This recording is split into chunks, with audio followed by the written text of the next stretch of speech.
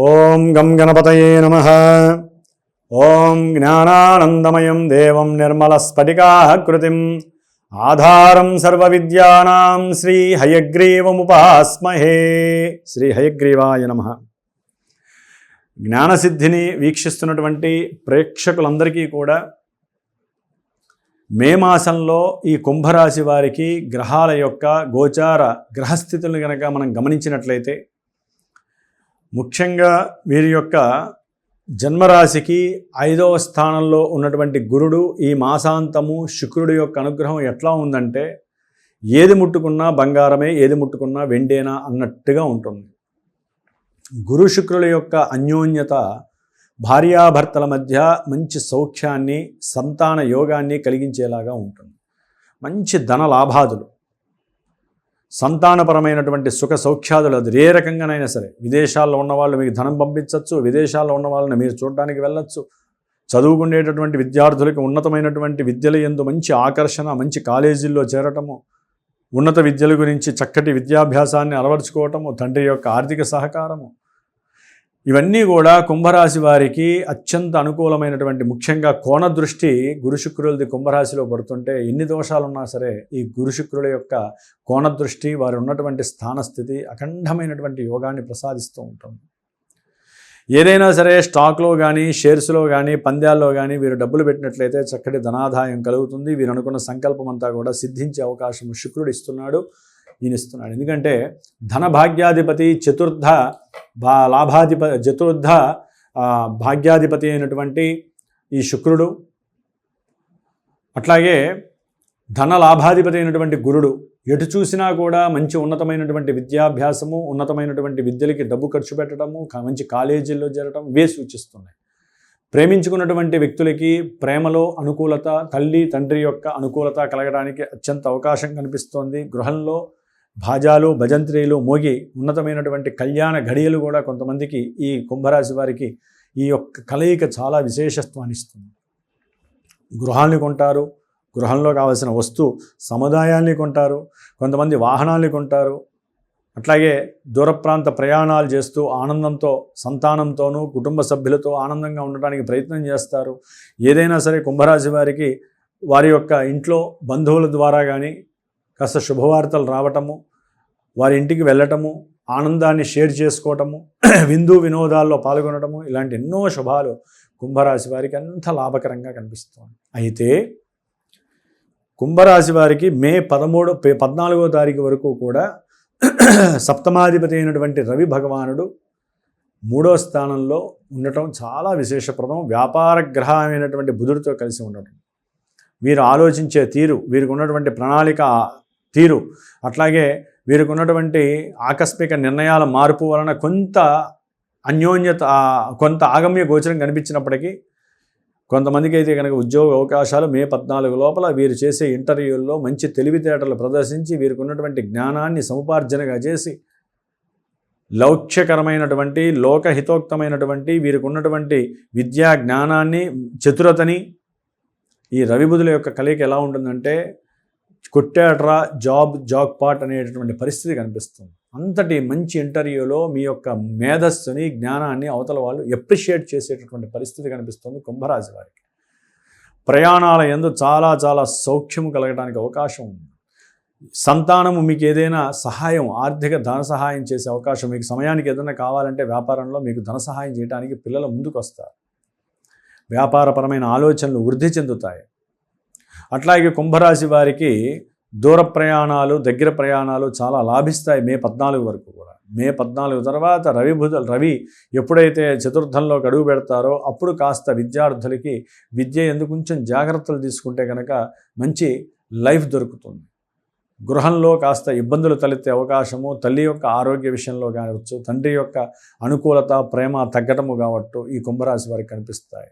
ఎవరికైనా సరే గృహపరమైనటువంటి ఆర్థిక విషయాలలో కొంచెం అసమతుల్యతలు కలగడానికి అవకాశం ఉంటుంది. ముఖ్యంగా మీ గృహంలో ఎప్పుడూ కూడా కాస్త హీట్ పొజిషన్ ఉండే పరిస్థితి ఎక్కువగా ఉంటుంది. జాగ్రత్తగా ఉండండి, ఆవేశాన్ని కంట్రోల్ చేసుకోండి. ఎందుకంటే మే 10వ తారీఖు వరకు కూడా కుంభరాశి వారికి ఆల్రెడీ ఏలినాటి శని నడుస్తుంది. దానికి తోడు కుజుడు కూడా ద్వితీయంలో ఉండటం ద్వారా మీరు ఏది మాట్లాడినా దోషభూయుక్తమే. ఒకవేళ మీరు తిందామని కూర్చుంటే అవతల వాళ్ళు ఏదో తిడుతూ మీకు పెట్టడమో, లేకపోతే ఏదో ఒక మాటలంటూ పెట్టడమో, సరైన సమయానికి మీరు తినక ఆరోగ్యం గ్యాస్ ట్రబుల్ రావటము, ఆరోగ్యపరమైనటువంటి ధన నష్టము, అంటే ఆరోగ్యం పాడైతే ధన నష్టము. ఎందుకంటే కుంభరాశ్యాధిపతి శని కుజుడితో కలవడం ద్వారా మీరు నిదానంగా ఆలోచించి ఏదైనా పని చేసే లోపల కుజ భగవానుడు ఆలోచన లేకుండా మిమ్మల్ని ముందుకు దోసేసి ఆయన చేయాల్సిన పని ఆయన చేస్తాడు. ఆయన మాట్లాడాల్సింది ఆయన మాట్లాడతాడు. దాంట్లో కుటుంబంలో లేనిపోని రాగద్వేషాలు కలుగుతాయి. ఒక రకంగా చెప్పాలంటే కుజ భగవానుడు ద్వితీయంలో ఉండటం ఒక రకంగా మంచిది కాదు. ఆర్థికంగా కావచ్చు, అన్యోన్యతపరంగా కావచ్చు, లేదా ధనపరంగా ఆర్థిక విషయాల్లో కావచ్చు. ముఖ్యంగా ఈ యొక్క కుజ భగవానుడు ఎవరైతే తమ యొక్క ఆస్తుల్ని అమ్మకానికి, అంటే తల్లిదండ్రుల యొక్క ఆస్తులు కావచ్చు, లేకపోతే వీరికి నిత్య పరంపరగా పెద్దవాళ్ళ ద్వారా రావాల్సినటువంటి ఆస్తులు కానీ, భూములు కానీ, లేకపోతే గృహాదులు కానీ కోర్టు కేసుల నుంచి బయటకు వస్తాయి అనుకున్నటువంటి మూమెంట్స్లో కాస్త అసమతుల్యత ఏర్పడటము, ఎవరు వాళ్ళ అవతల వాళ్ళు ఒప్పుకోకపోవటము, ఒప్పుకున్నట్టుగా నటించటము, నాటకాలు ఆడటము, దాని ద్వారా మీరు నమ్మేయటము, దాని ద్వారా అవతల వాళ్ళు దాన్ని చేజిక్కించుకోవటము, మీకు ధన నష్టం జరగటం. ఇవన్నీ ఎప్పటికి చెక్ అవుతాయంటే మే 10 తర్వాత కుంభరాశి వారికి కుజుడు ఎప్పుడైతే 3వ స్థానంలోకి స్వక్షేత్రంలోకి వస్తాడో అప్పుడు వారి మీద వారికి నమ్మకం పెరుగుతుంది. నేనేం పొరపాటు చేశాను, అసలు ఎందుకు ఇట్లా జరుగుతోందని వాళ్ళకి సెల్ఫ్ క్వశ్చన్స్ అనేవి ప్రారంభమవుతాయి. అప్పుడు ధైర్యంతో, సాహసంతో ఎన్నో నిర్ణయాలు తీసుకుంటారు. ఆ నిర్ణయాలన్నీ కూడా మంచిగా ఫలిస్తాయి. అవతల వాళ్ళు బెదిరే అవకాశం ఉంటుంది. మంచి ఉద్యోగ పరిస్థితులు కనిపిస్తున్నాయి కుంభరాశి వారికి. కాబట్టి మే 10 తర్వాత ఇటు కుజగ్రహ భగవానుడు అనుకూలిస్తాడు. మే 10 నుంచి 15 ఒకందుకు అనుకూలమైనటువంటి గ్రహస్థితి నడుస్తుందని చెప్పుకోవచ్చు. అట్లాగే కుంభరాశి వారికి అర్ధాష్టమ శని వలన చాలా ఇబ్బందులు ఎదురే అవకాశాలు ఉన్నాయి. రాహువు వారి యొక్క జన్మరాశిలో సప్తమంలో కేతు ఉండడం ద్వారా భార్యాభర్తల మధ్య ఎప్పుడూ ఏదో ఒక ఇబ్బందులు తలెత్తుతూనే ఉండే అవకాశం ఉంటుంది. అట్లాగే పెట్టినటువంటి పెట్టుబడుల్లో సరైనటువంటి లాభాలు లేక మానసికంగా అశాంతిగా ఉండటము, వ్యాపారస్తుల మధ్య కాస్త ఇబ్బందికరమైనటువంటి వాతావరణం సృష్టింపబడటము, సర్పదోష ప్రభావం వలన ఒకవేళ వీరికి జన్మజాతకంలో సర్పదోషాలు, కుజదోషాలు ఉన్నాయనుకోండి, ఇప్పుడు ఉన్నటువంటి ఈ రాహుకేతుల వలన చాలా ఇబ్బందులు ఉంటాయి. అందుకని ఈ సమయంలో వాళ్ళు సర్పసూక్త పారాయణలు, వివాహం కానటువంటి వాళ్ళు, వివాహమై ఎడబాటుకి సిద్ధంగా ఉన్నవాళ్ళు, విడిపోయిన వాళ్ళు, మళ్ళీ కలవాలనుకున్న వాళ్ళు, కోర్టు కేసుల్లో ఇబ్బందులు పడుతున్న వాళ్ళు, వ్యాపారంలో ఒక పట్టాన సవ్యంగా ఆలోచన సరిగ్గా లేనటువంటి వ్యాపారస్తులు, భాగస్వాములు, వీళ్ళందరూ కూడా సుబ్రహ్మణ్య ఆరాధన, సుబ్రహ్మణ్య హోమాలు, సుబ్రహ్మణ్య పాశుపత హోమాలు ఇలాంటివి చేసుకోవడం, క్షేత్ర దర్శనాలు చేసుకోవడం చాలా ఉత్తమం. అట్లాగే ఏలినాడి శని దోషం నడుస్తుంది కాబట్టి వీరు ముఖ్యంగా కుంభరాశి వారు రేపు మే 16వ తారీఖున తప్పకుండా శని జయంతి, అమావాస్య శనివారము, శనీశ్వరుడి యొక్క పుట్టినరోజు నాడు శనీశ్వరుడికి సంబంధించినటువంటి పూజాధికాలు, ధర్మదానాదులు, ఆయన అభిషేకాదులు చేయించుకోండి. నువ్వులను దారం ఇవ్వండి శివాలయంలో. విశేషమైనటువంటి యోగం కలుగుతుంది. మరి అదే రోజున పీఠంలో కొంతమంది అడగడం ద్వారా మరి ప్రతి అమావాస్యకి నేను పీఠంలో, నా యొక్క శ్రీమాత జ్యోతిషాలయ పీఠంలో హోమాదులు చేసే అవకాశం తీసుకుంటాను, పాశుపత హోమాలు. ఈ మే 16న విశేషంగా శనిగ్రహ పాశుపత హోమాన్ని, మృత్యుంజయ హోమాన్ని, అట్లాగే అమావాస్య కాబట్టి అమావాస్య తిథి హోమాన్ని, నక్షత్ర నవగ్రహ హోమాన్ని కూడా ఆచరిస్తున్నాము. ఎవరైనా కావాలంటే సంప్రదించండి, కుదిరే వాళ్ళు, కుదరని వాళ్ళు. మే 12వ తారీఖున హనుమత్ జయంతి రోజున ఏలినాడి శని దోషం పోవడానికి, ఈతి బాధలు తొలగడానికి కంపల్సరీ హనుమంతుల వారికి 108 సార్లు హనుమాన్ చాలీసా చదవాల్సిందే. ఇది గట్టిగా నిర్ణయించుకోండి. ఆ రోజు వీలుంటే అన్నదానం ఎంతోమందికి, 1 మందికి మీ ఇష్టం, మీకు ఉన్న దాంట్లో మీరు చేసుకోండి. అదే రోజు మరి యాక్చువల్లీ నేను ప్రత్యేకించి 70 రోజులు బట్టి నా పీఠంలో పూజ చేస్తూ హనుమత్ జయంతి రోజున హోమంతో సంపూర్ణతం చేస్తున్నాను. కాబట్టి హనుమత్ జయంతి హోమంలో కూడా ఎవరైనా పార్టిసిపేట్ చేస్తే ఏలినాడి శని దోషం ఉన్నవాళ్ళు చక్కగా దాంట్లో కూడా పార్టిసిపేట్ చేయవచ్చు.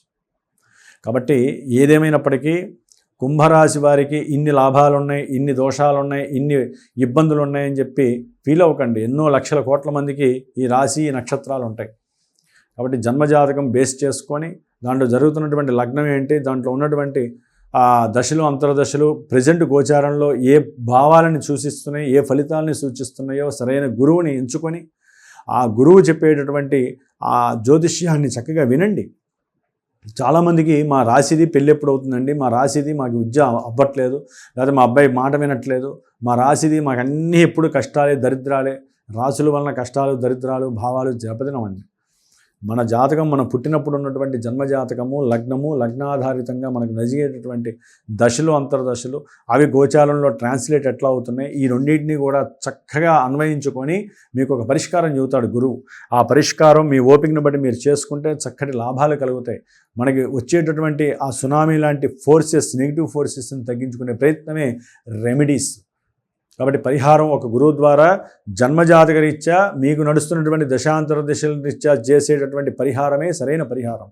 గోచారం ద్వారా మానసిక వికారాలు తగ్గితే మనసు కాస్త ఊరడబడుతుంది, మేము పూజ చేసాం మాకు మంచి జరుగుతుందని. కాబట్టి మీరు చేయాల్సింది మీరు చేయాలి, మాలాంటి వేద పండితులు చేయాల్సింది వేద పండితులు మంత్రోక్తంగా చేయడం చాలా విశేషప్రదం, గుర్తుపెట్టుకోండి. కాబట్టి ఈ యొక్క కుంభరాశి వారు కొంచెం జాగ్రత్తగా ఉండండి. సంతాన రీత్యా అయితే కొంచెం శుభయోగాలు కొంతమందికి కనిపిస్తున్నాయి. జాగ్రత్తగా ఉంటే మటుకు ఏలినాడి శని ప్రభావం మిమ్మల్ని ఏదీ చేయదు. ఓం నమో నారాయణాయ.